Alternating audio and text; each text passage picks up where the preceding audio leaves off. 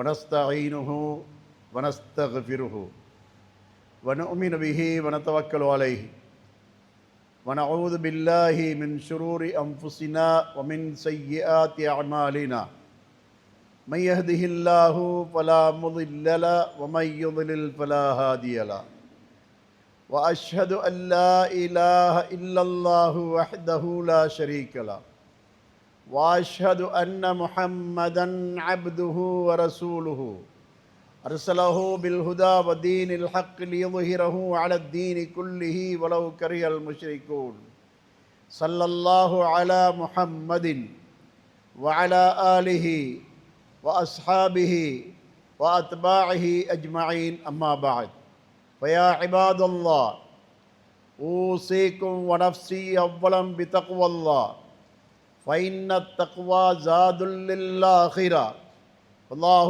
تبارك وتعالى يقول في محكم تنزيله العظيم يا أيها الذين آمنوا اتقوا الله حق تقاته ولا تموتن إلا وأنتم مسلمون يا أيها الناس اتقوا ربكم الذي خلقكم من نفس واحدة وخلق منها زوجها وبث منهما رجالا كثيرا ونساء واتقوا الله الذي تساءلون به والأرحام إن الله كان عليكم رقيبا يا أيها الذين آمنوا اتقوا الله وقولوا قولا سديدا يصلح لكم أعمالكم ويغفر لكم ذنوبكم ومن يطع الله ورسوله فقد فاز فوزا عظيما.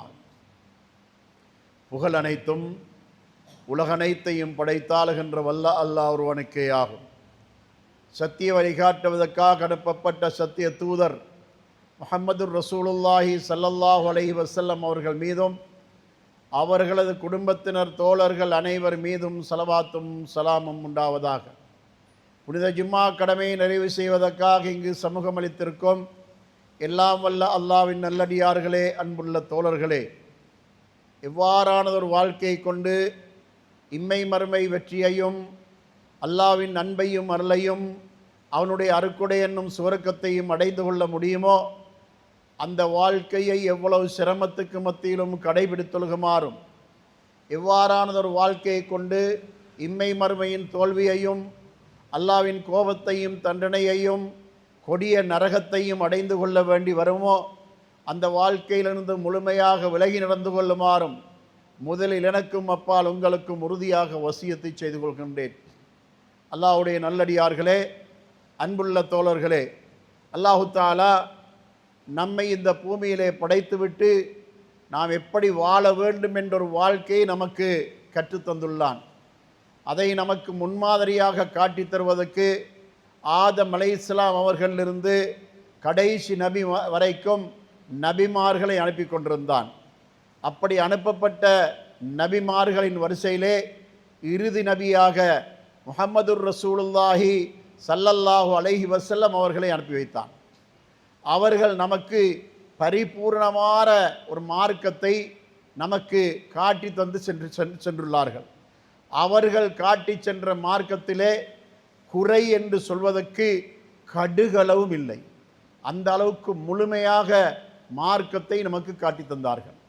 அவ்வாறு காட்டி தந்த மார்க்கத்தை அல்லாஹ் எப்படி நிறைவு செய்தான் என்பதை அல்லாஹ் நபி ஸல்லல்லாஹு அலைஹி வஸல்லம் உடைய ஹஜ்ஜின் போது இறக்கிய வசனம்தான் அல்யௌம அக்மல்து லக்கும் தீனக்கும், இன்றைய தினம் உங்களுக்கு உங்களது மார்க்கத்தை நான் பரிபூர்ணப்படுத்தி விட்டேன் என்று அல்லாஹு தஆலா திருமறை வசனத்தை இறக்கினான்.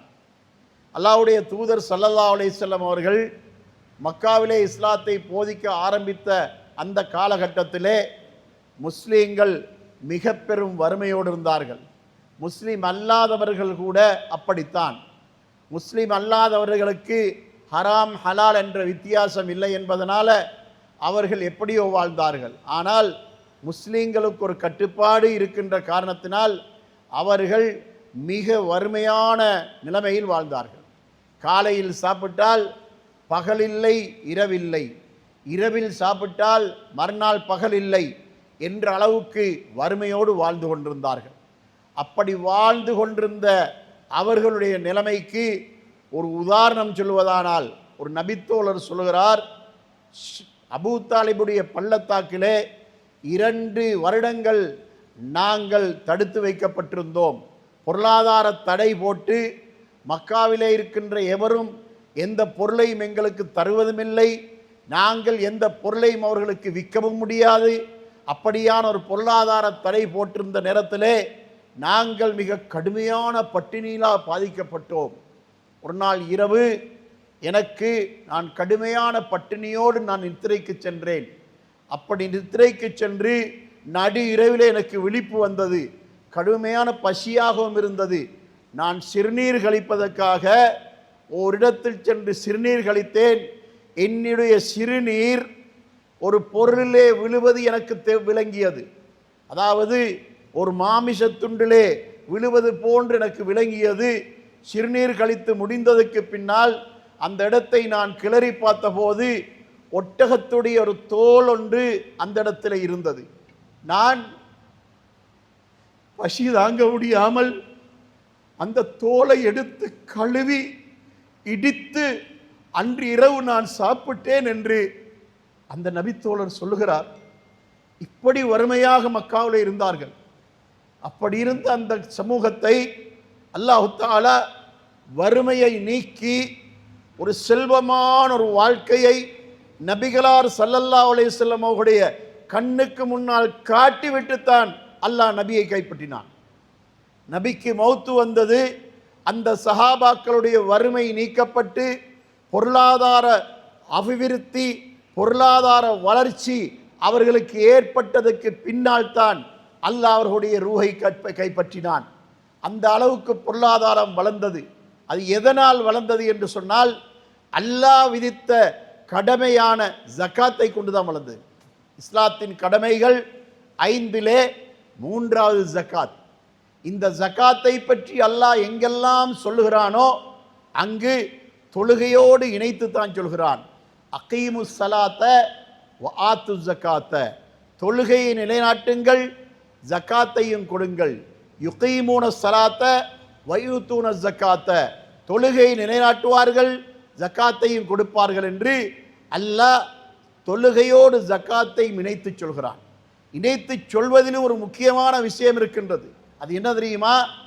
தொழுகையை இணைத்து சொல்லும்போது தொழுகையிலே அல்லாஹ் பன்மையாக சொல்கிறான். அகீமு, நீங்கள் தொழுகையை நிலைநாட்டுங்கள் என்றால் ஜமாத்தாக, கூட்டாக தொழுகையை நிலைநாட்டுங்கள் என்று அல்லாஹ் கட்டளையிடுகிறான்.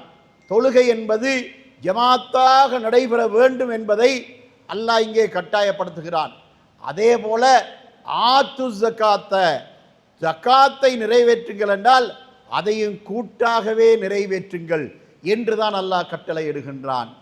ஜக்காத்துடைய 8 கூட்டத்தாரை அல்லாஹு தஆலா 9வது அத்தியாயத்தின் 60வது வசனத்திலே சொல்லி காட்டுகின்றான். அந்த 8 கூட்டத்தாரிலே 3வது கூட்டத்தார் ஜக்காத்தை வசூலிக்கின்றவர்கள். யாரெல்லாம் ஜக்காத்தை வசூலிக்கிறார்களோ அவர்களுக்கும் ஜக்காத்திலே ஒரு பங்கு இருக்கின்றது என்பதாக அல்லாஹ் சொல்லி காட்டுகின்றான். அதனால் இந்த ஜக்காத் என்பது ஒவ்வொருவரும் தர்மம் கொடுப்பது போல அவரவர்கள் நினைத்தபடி 5, 10, 20, 30 என்று பிரித்து கொடுப்பதல்ல ஜக்காத். ஜக்காத்துக்கு ஒரு நிர்வாக முறை இருக்கின்றது. அந்த நிர்வாக முறையின்படிதான் ஜக்காத்து விநியோகிக்கப்பட வேண்டும். மக்களிடமிருந்து ஜக்காத்து வசூலிக்கப்பட வேண்டும். ஜக்காத்து வசூலிக்கப்பட்டு ஓரிடத்துக்கு ஒன்று சேர்க்கப்பட்டு நிர்வாக ரீதியாக அந்த ஜக்காத்து மக்களுக்கு முறையாக அவர்களுக்கு கொடுக்கப்பட வேண்டும் என்பதைத்தான் திருமறை குர்ஆன் நமக்கு சொல்லுகின்றது. அந்த அளவுக்கு கடுமையாக அல்லாஹ்வினால் விதிக்கப்பட்ட ஒரு விதிதான் இந்த ஜக்காத்தாக இருந்து கொண்டிருக்கின்றது. அதனால் நபி ஸல்லல்லாஹு அலைஹி வஸல்லம் அவர்கள் எதுவரைக்கும் என்று சொன்னால், ஜக்காத்தை கொடுக்காதவர்களோடு போர் செய்வதற்கும் தயாராகினார்கள் என்ற வரலாறுகளை நாம் பார்க்கின்றோம். ஒரு சம்பவம் நடக்கின்றது. நபி ஸல்லல்லாஹு அலைஹி வஸல்லம் அவர்களுக்கு ஒரு கூட்டத்தார் ஜக்காத்தை அவர்கள் சேகரித்து வைத்திருப்பதாகவும் அதை அவர்களுக்கு தருவதற்கு தயாராக இருப்பதாகவும் நபி அவர்களுக்கு சொன்னபோது நபி ஸல்லல்லாஹு அலைஹி வஸல்லம் அவர்கள் ஒரு நபித்தோழரை அழைத்து அந்த கூட்டத்தாரிடம் சென்று ஜக்காத்தை வாங்கி வாருங்கள் என்று அனுப்பினார்கள். அவர் சிறிது தூரம் சென்றதுக்கு பின்னால அவருக்கு ஒரு பழைய நினைவு வந்தது. அது என்ன நினைவு தெரியுமா? இஸ்லாத்துக்கு முன்னால் அந்த கூட்டத்தாரோடு இவருக்கு ஒரு பகை இருந்தது, ஒரு சண்டை இருந்தது. அந்த வைராக்கியத்தின் காரணமாக பழி வாங்கி விடுவார்களோ என்ற ஒரு பயம் அவருக்கு வந்து அவர் போகவில்லை. போகாமல் திரும்பி வந்து விட்டார். திரும்பி அந்த ஊருக்கு போய் திரும்பி வருகின்ற அளவுக்கு நேரம் தாமதித்து நபி அவர்களிடத்திலே சென்று ஒரு பொய் சொல்லுகிறார். சஹாபாக்கள் என்று சொன்னால் அப்படியும் இருக்கிறது. அவர்கள் பொய்யும் சொல்லியிருக்கிறார்கள், தௌபாவும் செய்திருக்கிறார்கள், எல்லாம் நடக்கிறது. அதே மாதிரியாக ஒரு பொய் சொல்லுகிறார். என்ன சொன்னார் தெரியுமா? நபி அவர்கள் கேட்டார்கள், ஜக்காத் வசூலிக்க சென்றாயா? ஆம் யா ரசூலல்லாஹ். என்ன நடந்தது? மறுத்து விட்டார்கள். மறுத்து விட்டார்களா? என்ன சொன்னார்கள்? முடியும் என்றால் முகம்மதுக்கு ஜக்காத்தை எங்களிடமிருந்து எடுத்துக்கொள்ள சொல்லும் என்று சவால் விட்டார்கள் என்று சொன்ன உடனே நபி ஸல்லல்லாஹு அலைஹி வஸல்லம் அவர்களுக்கு கவலை வந்து விட்டது. அவர்கள் கவலையோடு அபூபக்கர் சித்திக் ரலியல்லாஹு அன்ஹுடைய தலைமையிலே ஒரு கூட்டத்தை, ஒரு குழுவை அவர்களிடமிருந்து ஜக்காத்தை பறித்து கொண்டு வருமாறு போர் செய்கின்ற தோரணையிலே அனுப்பி வைக்கிறார்கள். இப்பொழுது அபூபக்கர் சித்திக் ரலியல்லாஹு அன்ஹு அவர்கள் அந்த கூட்டத்தாரோடு சென்று அந்த ஊருக்கு நெருக்கமாக போய் கொண்டிருக்கும் போது அங்கு தொழுகைக்காக அதான் சொல்லும் சத்தம் கேட்கிறது. அப்பொழுது அபூபக்கர் ரலியல்லாஹு அன்ஹு அவர்கள் அந்த இடத்திலே கொஞ்சம் சிந்தித்தார்கள். தொழுகைக்கு அதான் சொல்லப்படுகிறது, தொழுகையிலே அவர்கள் கவனமாக இருக்கிறார்களே, ஜக்காத்திலும் கவனமாகத்தானே இருப்பார்கள், இந்த செய்தியிலே ஏதாவது தில்லு முள்ளு இருக்குமோ என்ற ஒரு சந்தேகத்தோடு திரும்பி வருகிறார்கள். வந்து நபி அவர்களிடத்திலே முறையிட வருகின்ற அந்த நேரத்திலே அந்த கூட்டத்தாருடைய தலைவரும் நபி அவர்களிடத்தில் வந்து விட்டார். வந்து கேட்கிறார், யா ரசூலல்லாஹ், ஜக்காத்தை நாங்கள் வைத்துக்கொண்டு அதை உங்களுக்கு தருவதற்கு நீங்கள் அனுப்புவதாக சொன்னவர் வருவார் என்று எதிர்பார்த்து கொண்டிருந்தோம், வரவில்லையே, ஏன் வரவில்லை என்று கேட்கிறார். நபி ஸல்லல்லாஹு அலைஹி வஸல்லம் அவர்கள் அதிர்ச்சி அடைந்தார்கள். வரவில்லையா? அப்போது அந்த குறிப்பிட்ட அந்த நபித்தோழரை அழைத்து ஏன் இவ்வாறு நடந்து கொண்டீர் என்று கேட்டபோது தன்னுடைய பிரச்சனையை சொன்னார். அவர்களுக்கும் எனக்கும் ஒரு பகை இருந்தது, அவர்கள் பழி வாங்கி விடுவார்களோ என்ற அச்சத்தின் காரணமாக நான் இப்படி சொல்லிவிட்டேன்.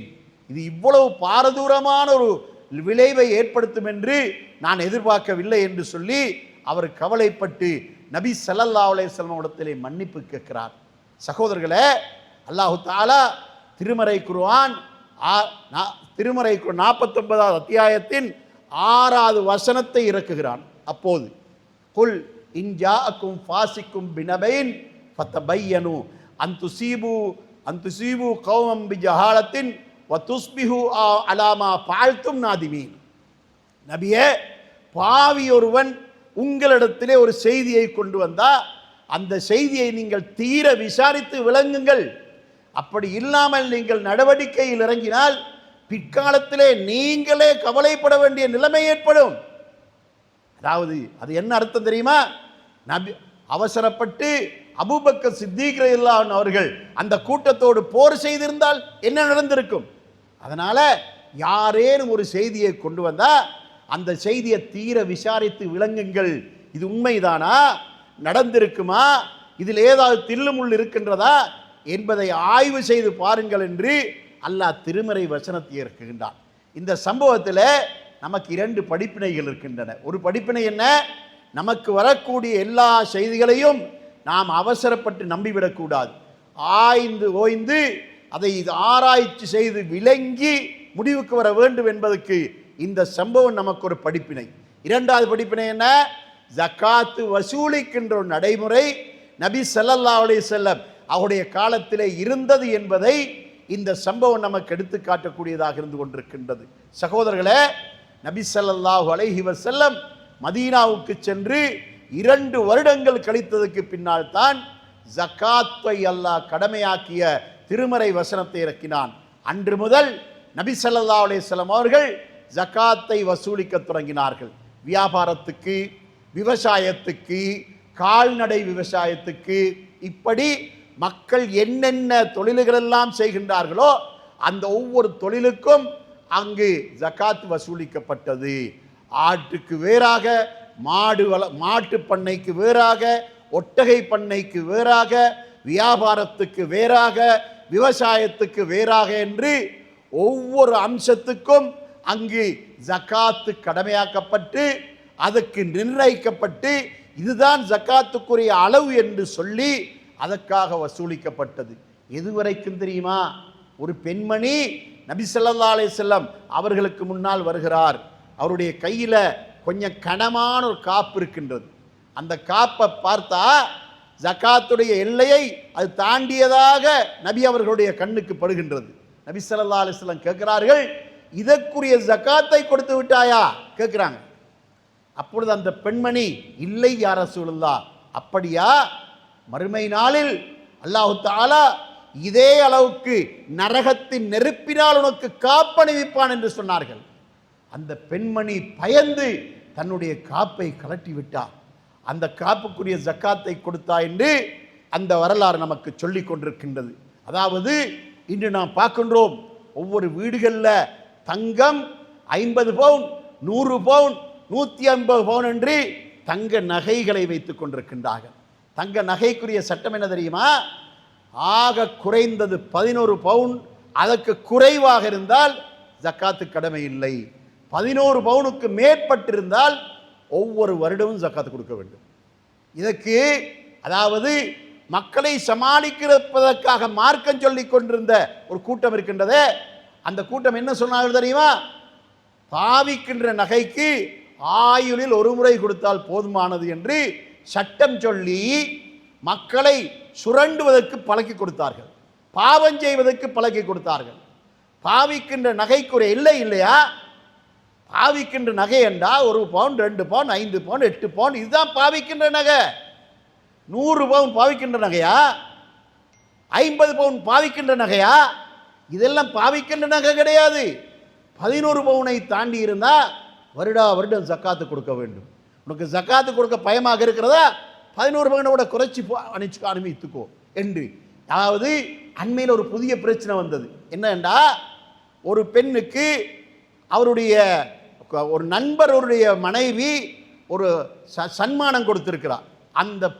அந்த நகை 12 பவுன். இப்போது இந்த நகையுடைய தீர்ப்பு என்னன்னு கேட்டால் வருடம் ஜக்காத்து கொடுக்க வேண்டும். ஆனால் ஜக்காத்து கொடுக்கின்ற அளவுக்கு அந்த பெண்ணிடத்தில் வசதி இல்லை என்று சொன்னால் அப்போது அவருக்கு வழங்கப்பட்ட தீர்ப்பு என்ன தெரியுமா?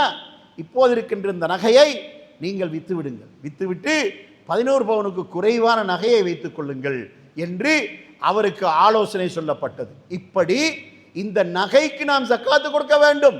அப்படி பார்த்தா ஜக்காத்துடைய தொகை இந்த ஒவ்வொரு ஊரிலும் ஒவ்வொரு வீட்டிலும் இருந்து ஜக்காத்து கொடுக்க வேண்டிய அந்த கடமைப்பாடு நமக்கு வந்து விடுகின்றது. இன்னைக்கு ஒருவன் தனக்கு லட்சக்கணக்கில் கடன் வைத்திருப்பான், ஆனால் பஞ்சாய இடத்துல 50 பவுன் நகை இருக்கும். இப்படியெல்லாம் அதாவது திட்டமிடப்படாத பொருளாதாரங்களோடு இன்று மக்கள் வாழ்ந்து கொண்டிருக்கின்றார்கள். அதனால் நபி ஸல்லல்லாஹு அலைஹி வஸல்லம் அவர்கள் ஜக்காத்து கடமையாக்கப்பட்ட நாளிலிருந்து அவர்கள் முறையாக ஜக்காத்தை மக்களுக்கு கொடுக்க ஆரம்பித்தார்கள். அது எந்த அளவுக்கு வளர்ச்சி கண்டது தெரியுமா? அல்லாஹு தஆலா வட்டியை ஹராமாக்காமலே இருந்தான். எது வரைக்கும் என்றா, நபி ஸல்லல்லாஹு அலைஹி வஸல்லம் அவர்களுக்கு நபித்துவம் கிடைத்த நாளிலிருந்து 22 வருடங்கள் ஆகின்ற வரைக்கும் வட்டி ஹராமாக்கப்படவில்லை. காரணம் என்ன? மக்களுடைய பொருளாதாரம் முக்கியம். பேங்கில் போய் நகையை வைக்கும்போது நோயின் காரணமாக ஒரு பேங்கில் நகை வைக்கிறான், பிள்ளையுடைய கல்வியின் காரணமாக பேங்கில் நகையை வைக்கிறான், தவிர்க்க முடியாத ஒரு காரணத்துக்காக பேங்கில் நகையை வைக்கும்போது நாம் சட்டம் பேசுகிறோம். என்னது? நகையை வைக்காதே, பேங்கில் வைக்கிற ஹராம். சட்டம் ஹராம் தான். ஆனால் நகையை வங்கியில் வைக்கின்ற அளவுக்கு அந்த குடும்பத்துடைய நிலைமை போக விட முடியாது. நாம் ஜமாத்து கூட்டமைப்பாக இருக்க வேண்டும். கூட்டமைப்பாக இருக்கின்ற நாம் மக்களுக்கு பொருளாதாரத்துக்கு வழிகாட்ட வேண்டும். நபி ஸல்லல்லாஹு அலைஹி வஸல்லம் அவர்களுக்கு அல்லாஹு தஆலா வட்டி ஹராம் என்ற தீர்ப்பை அல்லாஹ் இறக்காமலே இருந்தான். எது வரைக்கும் இருந்தான் தெரியுமா? ஜகாத்திலே ஒரு தன்னிறைவு ஏற்படுகின்ற வரைக்கும் அல்லாஹ் அதை பிற்படுத்தினான். ஜக்காத் நபி அவர்களுடைய மௌத்துக்கு ஒரு வருடத்துக்கு முன்னதாக ஜக்காத்து ஓரளவு தன்னிறைவு கண்டுவிட்டது. அப்போது அல்லாஹு தாலா வட்டியை ஹராமாக்குகிறான். எப்படி ஹராமாக்குகிறான் தெரியுமா? திருமறை குர்ஆன் 2வது அத்தியாயத்தின் 274வது வசனத்தில் அல்லாஹ் சொல்கிறான், யம்ஹகுல்லாஹு ரிபா வயுர்பி ஸதகாத். அல்லாஹ் வட்டியை அழிக்கிறான், தர்மத்தை வளர்க்கிறான். தர்மத்தை வளர்க்கிறான் என்கிற சதக்கா என்று சொன்னது ஜக்காத். ஜக்காத்தை அல்லாஹ் வளர்க்கிறான். அதை கொடுக்க கொடுக்க கொடுக்க ஜக்காத்து வளர்ந்து கொண்டே போகிறது. ஆனால் வட்டி அல்லாஹு தாலா அழித்து விடுவான் என்று அல்லாஹு தாலா வட்டியை பற்றி சொல்லிவிட்டான். அந்த அளவுக்கு மோசமானதான் வட்டி. உங்களுக்கு தெரியும், கடந்த சுமார் ஒரு 10 வருடங்களுக்கு முற்பட்ட காலத்தில் ஐரோப்பிய நாடு முழுவதுமே வீழ்ந்து எழும்ப முடியாத அளவுக்கு வீழ்ந்தது. எதனால? வட்டியின் காரணமாக. ஆனால் இன்றைக்கு ஜக்காத்து கொடுக்கப்படக்கூடிய நாடுகளிலே அல்லாஹு தாலா வளர்ச்சியை ஏற்படுத்தி கொண்டு வருகின்றான். அதனால ஜக்காத் என்பது கண்டிப்பாக கொடுக்கப்பட வேண்டிய ஒன்று. இந்த ஜக்காத்துடைய வளர்ச்சி எதுவரைக்கும் வந்தது தெரியுமா? உமர் ரலியல்லாஹுடைய காலத்திலே பைத்துல் மாலிலே ஜக்காத்து கொடுத்தது போக மீதம் இருக்க தொடங்கிவிட்டது. வருஷம் முடிஞ்சு மக்களுக்கு கொடுக்க வேண்டிய ஜக்காத் எல்லாம் கொடுக்கப்பட்டு விட்டது. ஆனால் பைத்துல் மாலில் பணம் மிஞ்சி இருக்குது. அப்படி இருக்கிற நேரத்தில் உமர் ரலியல்லாஹு என்ன முடிவெடுத்தார்கள் தெரியுமா? முஸ்லிம் அல்லாதவர்களுக்கு விவசாயத்துக்கென்று கடன் கொடுத்தார்கள். கொடுத்து அந்த கடனை திருப்பி எடுத்தார்கள். அந்த அளவுக்கு ஜக்காத்தினால் வளர்ச்சி கண்டார்கள் என்பதை வரலாறு நமக்கு சொல்கின்றது. இந்த வரலாறு எந்த அளவுக்கு வந்தது தெரியுமா? ஹிஜ்ரி 100ஆம் ஆண்டு வலீத் இப்னு அப்துல் மலிக்குடைய ஆட்சி காலம். அந்த காலத்தில் ஜக்காத்தை கொடுத்தால் எடுப்பதற்கு ஆள் இல்லை என்ற அளவுக்கு, மக்களை தேடி தேடி கொடுக்க வேண்டிய அளவுக்கு மக்களுடைய வறுமை குறைந்த நிலைமையை அந்த 100 வருடங்களுக்கு பின்னால் இந்த இஸ்லாமிய சமுதாயம் கண்டது என்று நமக்கு வரலாறு சொல்லிக் கொண்டிருக்கின்றது. சகோதரர்களே, அதனால இந்த ஜக்காத் என்பது கண்டிப்பாக கொடுக்கப்பட வேண்டியது. அல்லாஹு தாலா திருமறை குர்ஆன் 41வது அத்தியாயத்தின் 7வது வசனத்திலே சொல்லி காட்டுகின்றான், அல்லதீன லா யுத்தூன ஜகாத வஹும் பில் ஆகிரத்தி ஹும் காஃபிரூன். எவர்களெல்லாம் ஜக்காத்தை கொடுக்காமல் இருக்கின்றார்களோ அவர்கள் மறுமை நாளை நிராகரிக்கின்றவர்கள் என்று அல்லாஹு தாலா சொல்லி காட்டுகின்றான். ஆமந்து பில்லாஹி வ மலாயிகத்திஹி வ குத்துபிஹி வ ருசுலிஹி வல் யௌமில் ஆகிர் என்று சொல்லுகிறோம், நாவால சொல்லுகிறோம்.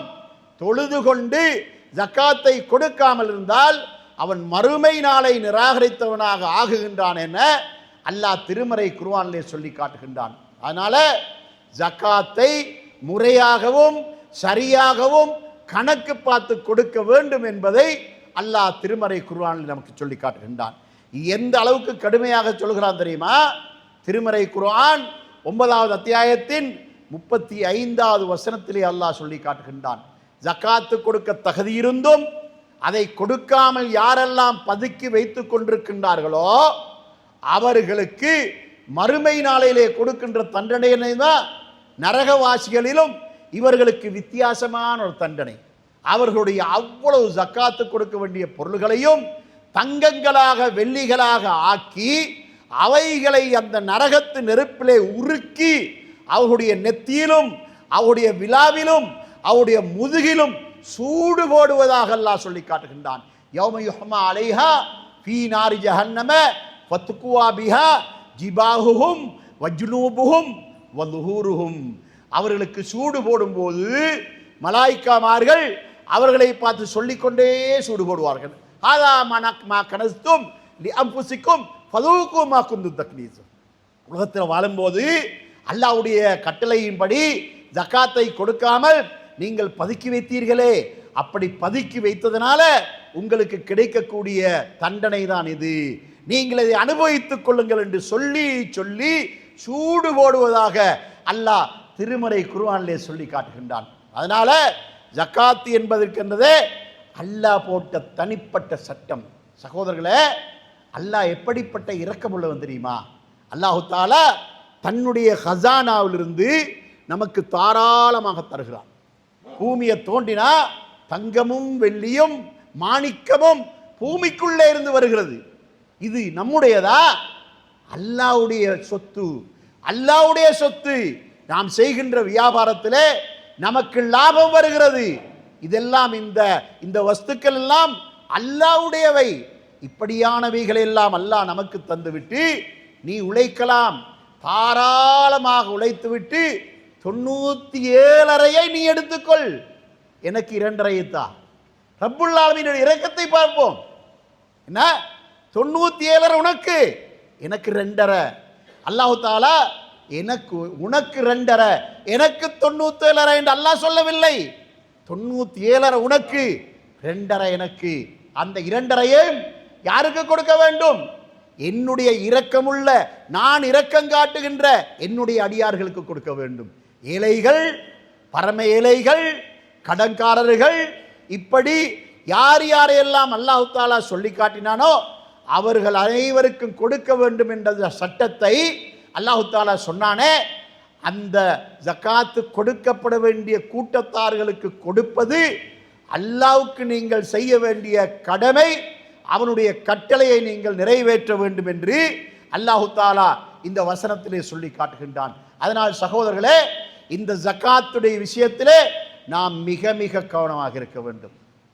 யாருக்கும் கள்ளக்கணக்கு காட்டலாம், ஆனால் அல்லாஹ்வுக்கு கள்ளக்கணக்கு காட்ட முடியாது. இன்னல்லாஹ அலீமுன் பிதாத்தி சுதூர், உள்ளங்களில் அடங்கி இருக்கின்றவைகளையும் நன்கறிந்தவனாக அல்லாஹ் இருக்கிறான். அதனால கணக்கு சரியாக பார்க்க வேண்டும். கணக்கு பார்க்குற நேரத்தில் நாம நம்மட பக்கம் வாசி வராம அல்லாஹ்வுடைய பக்கம் வாசி வர வேண்டும்.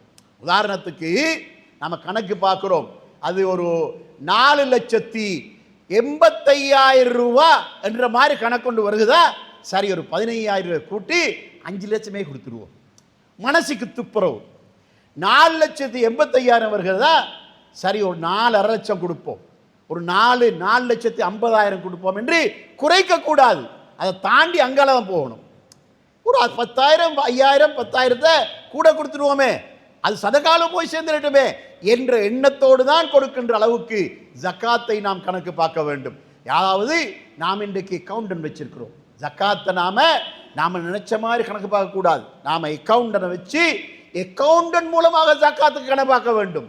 அந்த அளவு கணக்கு பார்த்து துல்லியமாக ஜக்காத்துக்குரிய அந்த பொருளை கொடுக்க வேண்டும். வியாபாரம் செய்வதுன்னா, வியாபாரத்துக்கு ஜக்காத் என்ன தெரியுமா? கடையில் இருக்கிற மொத்த பொருளையும் கணக்கு பார்க்க வேண்டும். லாபத்துக்கு ஜக்காத் அல்ல, மொத்த பொருளையும் கணக்கு பார்த்து அந்த மொத்த பொருளுக்கும் 100க்கு 2.5 என்று கொடுக்க வேண்டும். அது மட்டுமல்ல, உதாரணத்துக்கு கள்ளி வியாபாரத்தை எடுத்துக்கொள்வோம். நாம அதாவது ஷவ்வால் மாதத்திலிருந்து நாம கணக்கு வைக்கிறோம். அடுத்த ரமதான் வருகின்ற போது ஷாபான் மாதம் ஆகிற நேரத்தில் நாம் நடத்துகின்ற வியாபாரம், அந்த வியாபாரத்தில் வந்த அவ்வளவு லாப நஷ்டத்தையும் பார்த்து அதுக்குத்தான் ஜக்காத்து பிரிக்க வேண்டும். உதாரணத்துக்கு சொல்லுவோம், அதாவது இன்றைக்குத்தான் கணக்கு பார்க்குறோம், நேற்று ஒரு கல் வாங்கினோம், அந்த கல்லுக்கு 75 லட்சம், அந்த கல்லை மேல சேர்க்க வேண்டும். நேற்று வாங்கி இன்றைக்கு ஜக்காத்து கணக்கு பார்க்குறேன்னு சொன்னால் நேற்று வாங்கின பொருளையும் அதில் சேர்க்க வேண்டும். அது இந்த கல்லுக்கு ஒரு வருஷமாக வேண்டும் சொல்லக்கூடாது. இது வியாபாரம் என்று சொன்னால் அந்த வியாபாரத்துக்குள்ள அந்த ஒரு வருஷத்துக்குள்ள எது அடங்குதோ அது எல்லாத்தையுமே அதில் கணக்கு பார்க்க வேண்டும். இந்த ஜக்காத்து விஷயம் அல்லாஹ் நம்மை சோதிக்கக்கூடியது. ஏன்? அவன் தந்த சொத்திலிருந்து அவன் கேட்கின்ற பங்கை அவனுக்கு நாம் கொடுக்க வேண்டும்.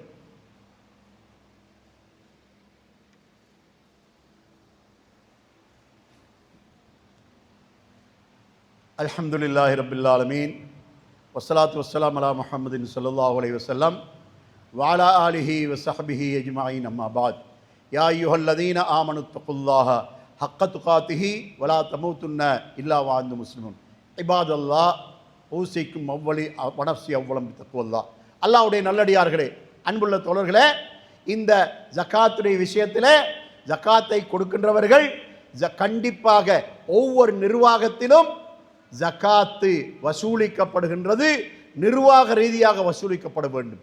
நிர்வாக ரீதியாக வசூலிக்கப்பட்டு உரியவர்களுக்கு அது கட்டாயம் கொடுக்கப்பட வேண்டும். இந்த ஜக்காத்தை பெருநாள் செலவுக்காக ஒரு 10,000 20,000 30,000 என்று சொல்லி எல்லா மக்களுக்கும் பிரித்து கொடுக்கின்ற நடைமுறையை ஜக்காத்தில் நாம் கடைபிடிக்க கூடாது.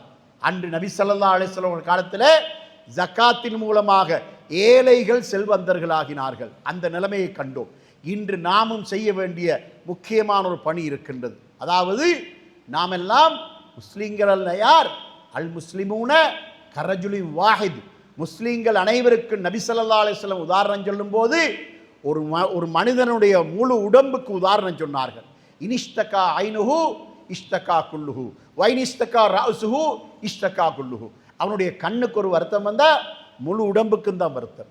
அவனுடைய தலையில் ஒரு வருத்தம் வந்தால் முழு உடம்புக்கும் தான் வருத்தம். அதுபோல முஸ்லிம் சமுதாயம் என்று சொன்னால் நாம் எல்லா மக்களோடும் நாம் அன்புள்ளவர்களாக இரக்கமுள்ளவர்களாக அவர்களுடைய பிரச்சனைகளை கவனிக்கின்றவர்களாக இருக்க வேண்டும். அதனால் நாம் ஜக்காத்தை கொடுக்கின்ற நேரத்தில் நம்முடைய மஹல்லாவில் வாடகை வீட்டில் கூலி வீட்டில் எத்தனை குடும்பங்கள் இருக்கின்றன என்பதை கணக்கு பார்க்க வேண்டும்.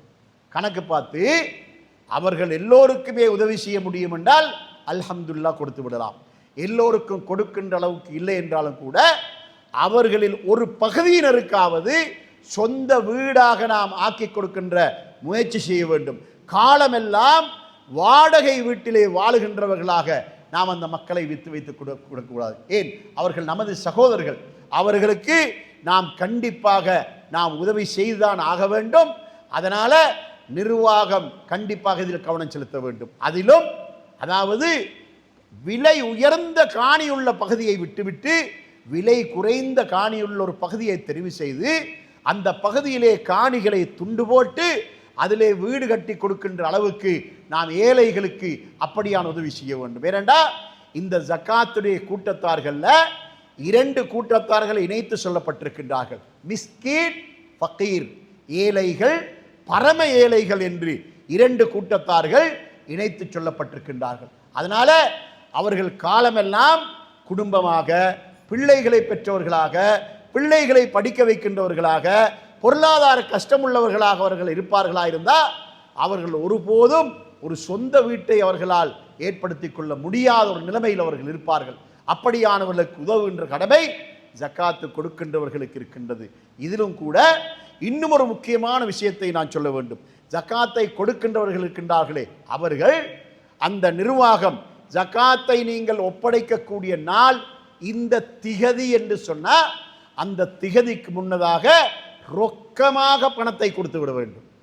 அதாவது ஒரு 25 லட்சம் ரூபாய் செக்கு ஒரு 6 மாதம் டேட் போட்டு செக்கை கொண்டு போய் கொடுக்கிறது. இது வெறும் பேப்பர் துண்டு தான்.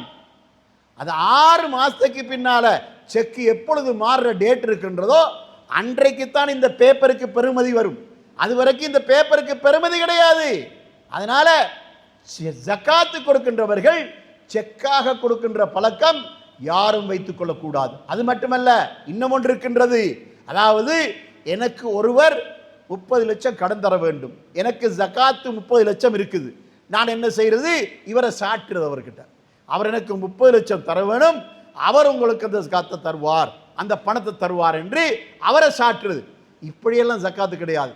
யார் ஜக்காத்து கொடுக்க வேண்டுமோ அவர் ரொக்கமாக அந்த ஜக்காத்துடைய அந்த கணக்கை மொத்தமாகவே கொடுத்து விட வேண்டும். அதனால வேறொருவருடைய கடனை சாட்டுவதும் இல்லை. அதே போல காசோலைகள் செக்குகள் கொடுக்கின்ற நடைமுறையும் இல்லை. அப்படியான நடைமுறையிலிருந்து முழுமையாக நாம் விலகிக் கொள்ள வேண்டும். அது மட்டுமல்ல, இந்த ஜக்காத்தினூடாக நாம் எதிர்பார்க்கப்படுவது என்ன தெரியுமா? இந்த முஸ்லிம் சமுதாயம் முழுமையாக அல்லாஹ்வுக்கு அடிபணிந்து வாழுகின்ற ஒரு சமுதாயமாக இந்த சமுதாயத்தை கட்டியெழுப்ப வேண்டும். ஒரு நிர்வாகம் ஜக்காத் என்ற பொருளாதார ரீதியாக ஒரு சமூகத்தை கட்டியெழுப்ப தொடங்குவார்களாயிருந்தால் அந்த சமூகத்தில் இருக்கக்கூடிய நன்மைகள் என்னவெல்லாம் உண்டோ அவைகளையெல்லாம் அந்த சமூகத்திலே நிலைநாட்ட முடியும். என்னென்ன பாவங்கள் உண்டோ அந்த பாவங்களை எல்லாம் அந்த சமூகத்திலிருந்து களைந்தெடுக்க முடியும். நாம் ஒரு உதாரணத்துக்கு ஒரு குடும்பத்துக்கு வீடு கட்டி கொடுக்கிறோம் என்று வைத்துக் கொள்ளுங்கள். என்ன நிபந்தனை? வீட்டில் உள்ள அனைவரும் தொழ வேண்டும்.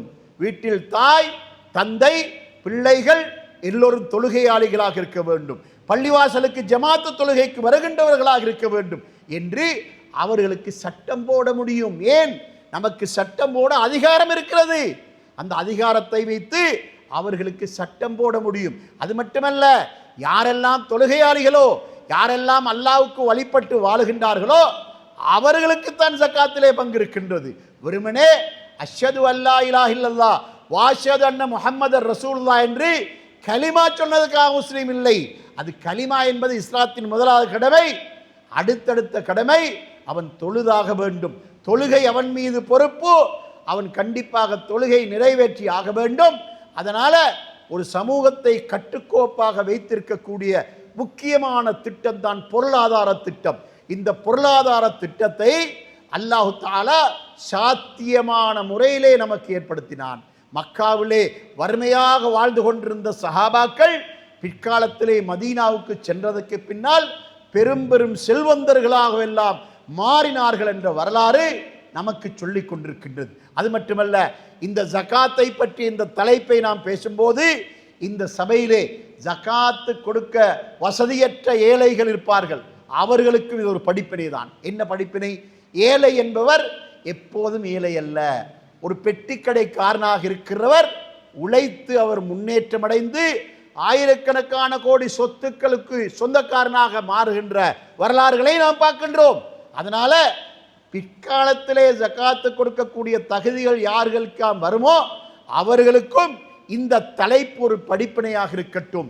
எதிர்காலத்தில் எனக்கு அல்லாஹ் வசதி தந்தால் நான் கண்டிப்பாக ஜகாத்து கொடுப்பேன் என்ற உறுதியான முடிவெடுத்துக் கொள்ளுங்கள். மீண்டும் நினைவூட்டிக் கொள்கின்றேன், உங்களுடைய வீடுகளிலே உங்களுடைய பெண்களிடத்திருக்கின்ற அந்த நகைகள் 11 பவுனுக்கு மேற்பட்ட நகைகளாக இருந்தால் அந்த நகைகளை பெறுமதி பார்த்து 102.5 வீதம் அவைகளுக்குரிய ஜகாத்தை நீங்கள் கொடுப்பது கடமை என்பதையும் உங்களுக்கு கூறி விடைபெறுகிறேன்.